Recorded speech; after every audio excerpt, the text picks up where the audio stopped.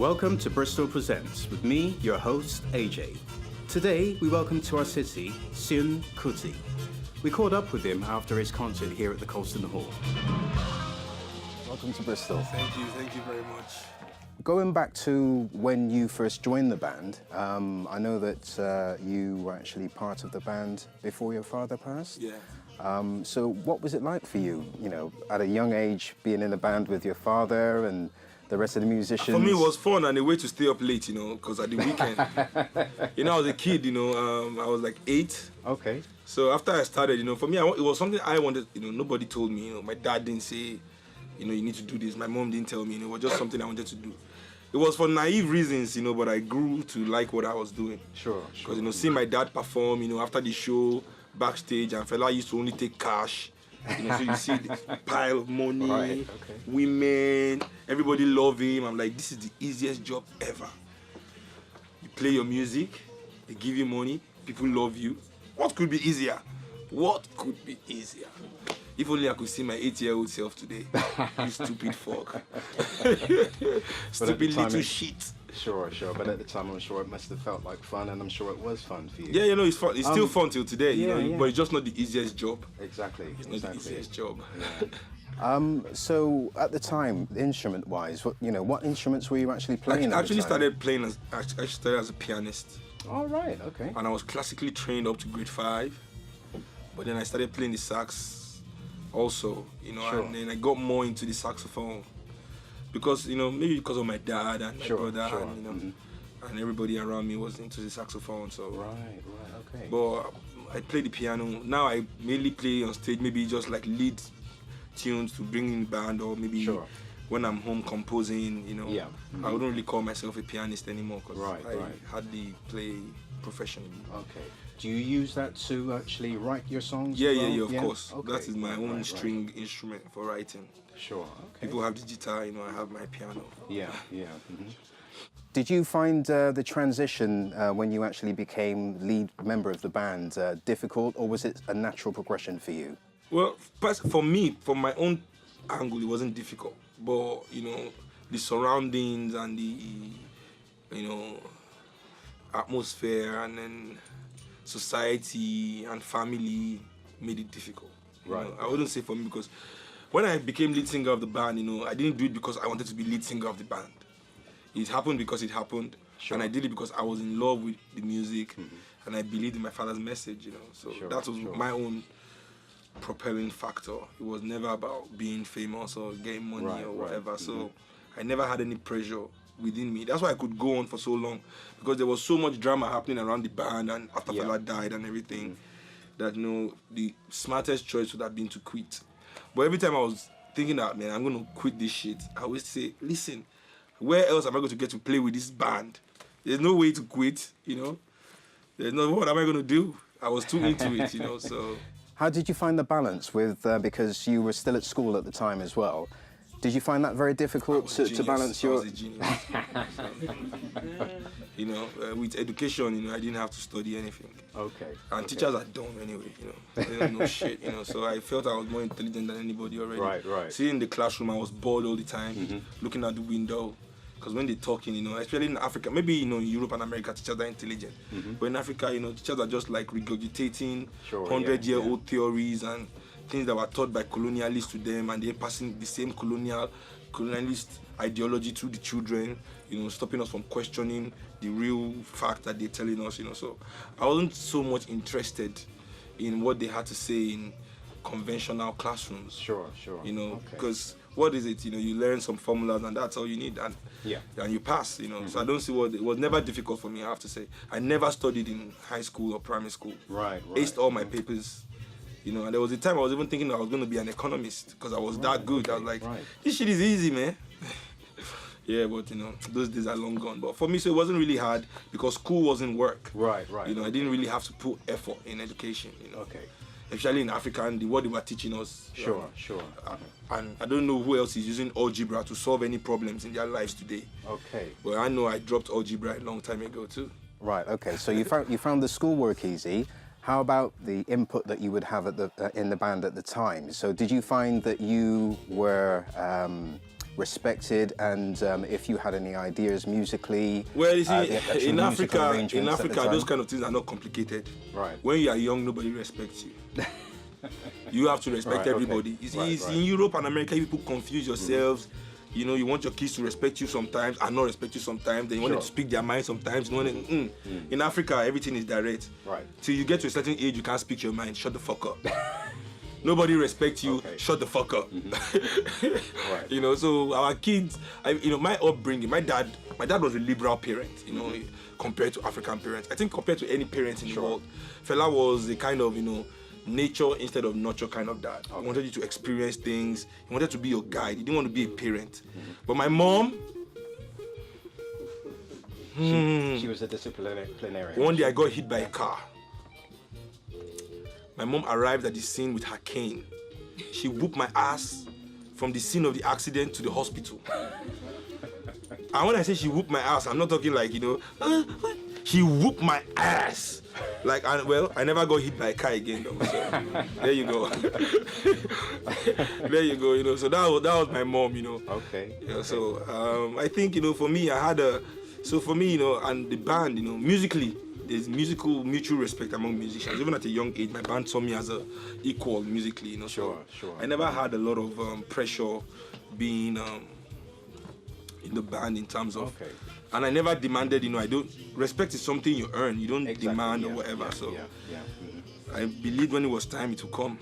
Sure. With the band as it currently stands, how many members are still the original members are still in the band? I think as many as I could keep. In that age, because the horn section is now all young men. I just retired the last original hornsman this year because he was just too old to blow at the pace that I wanted. So let me see. He's an original. Babani, Dave, Kola, Wale, Achasko. 7. Who else am I missing? Campari, 8. So these are 8 original members are still on stage today. That played with my father. So I feel we're like a family. At least to me. Sure. Because I've known a lot of people in the band all my life. Right. And even the young people in the band, even though they've not been touring with us, they've been in the band back home. For Ojo is maybe 7-8 years in the band. Right. The Meji also. The baritone saxophone Debo, aka Dobo. Right. He lives with me basically in my house. So for me it's we're a family, that's how I see it, and this is what gives us the opportunity to stay together for so long and be on the road together and work together. Okay. So your music has always had a message. With everybody knowing I'm the most special of everybody. As long as that is sorted, everything is fine. Okay. There's peace on earth. So how would you say that your music compares to your father's? Do you still would you say that you still have the same ideas? The message that your father would have projected with his music, would you say that it's still fairly similar with the message that you actually give to people that listen to your music? Yeah, of course. I think our message, I think Afrobeat music, not just me and my dad, I think all Afrobeat bands in the world realize that Afrobeat is about the majority of people in the area it represents. Sure. So I'm saying, if you're playing the Afrobeat in the United States, your music has to be speaking to the majority of Americans. The majority of Americans are going through. If I'm speaking from Africa, I'm talking about the majority of Africans. Afrobeat can never be used as, I believe, as a tool for capitalism, profits, to begin to spread, Basically, when I listen to mainstream music today, I just see that these people stress the young people out. They stress out the young generation so much. That's why young people in the world today are not reading, are not trying to do anything positive. And I blame this on, people say, they blame the music. Yes. But the music, is not real music. It's something that is channeled by some people to get into the minds of young people. But yes, I blame the music. I blame the art, the mainstream art that makes young people just lost. Put them on that. You watch a music video as a young man, you need to smoke a cigarette. Because you are thinking, when am I going to get this car? Look at this house. All this. Everybody's stressed out. Music is not supposed to stress people out. Sure. And mainstream music stresses people out because it is music that only relates to the minority, the rich, the affluent, and the I am better than you people. That's why religious people love mainstream music. Right. They might say, oh, we are Jesus Christ, we are pious, but they will throw down in the club like no other.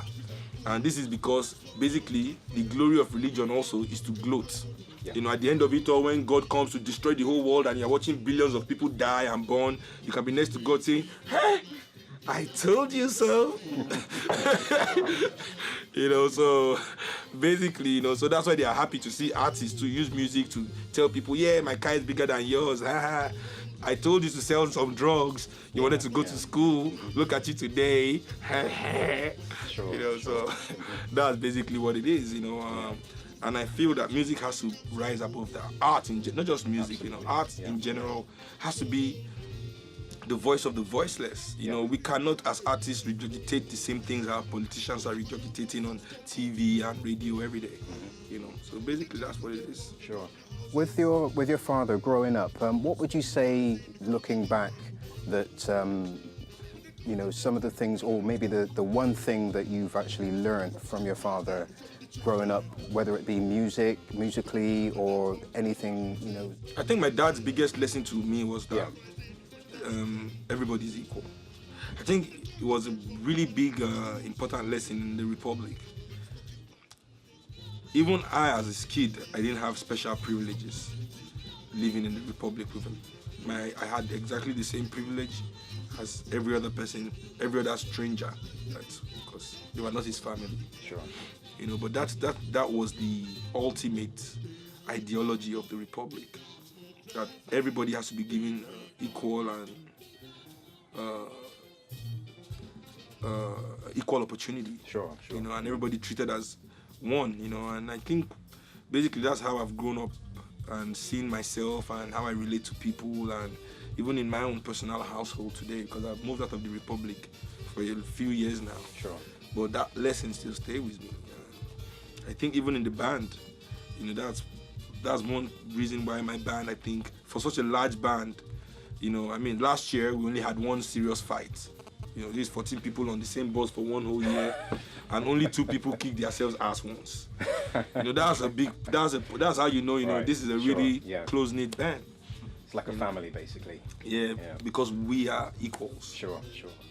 Would you say that you've seen a change in the state of Africa since your father? No, not really. Not really for the common African. Yes, for the multinationals and the rich, there's been more money to be made off the back of the poor. Mm-hmm. But I don't really see that there's fundamental change in the way Africa is being run. Mm-hmm. If you look at South Africa today, being the most advanced African nation, and black people in South Africa are blaming African immigrants for their problems and killing African immigrants. For the whole of the last 2 months, that's everything that's been going on in South Africa. Sure. South Africans killing other black people for taking their jobs. Come to Europe, and then you hear Nigel Farage, and in France you hear Le Pen. They say the same shit. African immigrants are coming to take their jobs. So this is how you understand that the rhetoric is still the same. Sure. The black man is still being blamed for everybody's problems. And the weak leadership of Africa enhances this misconception. Sure. If some uneducated immigrant can come from Africa, swim across the Mediterranean, he didn't even fly here. He couldn't afford it, never been to school, doesn't know shit, comes across in a boat, risks his life, and takes your job. You must be the most stupid European ever. The most stupid and lazy. Yeah. I don't know how to tell you this. If you're a European and you feel an immigrant has taken your job, an immigrant will have more education than, more means, more money, more family, more everything, and he takes your job, my brother, you are lazy and stupid. Yeah. That's all I have to say. Sounds to me like he deserved it. Yeah, absolutely, definitely. Can you see any positive changes in Africa? Yes, young people are the positive changes. The only thing positive about Africa today is the new generation. Yeah. And this is simple because you know, nothing in Africa is simple. So, you know, everybody, they always throw the simple rhetoric out there. Oh, well, Africa has been independent since 1960. Black people have been running Africa. They are still but they are black. It doesn't make them African. You understand? But that's another story. Let me not digress too much. Africa got independent 40, 50 odd years ago, most of Africa. But what they don't say is that in the whole of the continent, there were only 200 graduates. Right. 200 university graduates in the whole continent. And then they were given independence to run a highly complex democratic system of Western societal, you know, whatever it is, you know, this system that is so literal, a system of numbers, a system of letters, and it's handed over to a continent of illiterates. And they are not allowed to run it in the way that they understand. Sure. They have to run it in this way. And out of these 200 graduates, 180 were from Nigeria and Ghana, meaning 20 all over the rest of the continent. This is the real issue we had in Africa. So why the youth of today are the most positive light that has been around for a long time is that this is the most educated of Africans. This generation are the most educated ever of Africans. Although it's not such a large number, only 30% of us are educated today, but 30% is still more than 200. You know, so, and even less if you look at up to university degree, but at the same time, I feel that there are enough of us in this generation to understand the system that's handed to us, to see the weaknesses and the strengths of it as relating to us as Africans. Right. You know, and I think that this is what is going to give Africa that step forward, because I realize that our really educated brothers and sisters who are in the diaspora have watched too much MTV Base and Channel E Entertainment to remember that they are Africans in the diaspora that have to contribute to the development of Africa.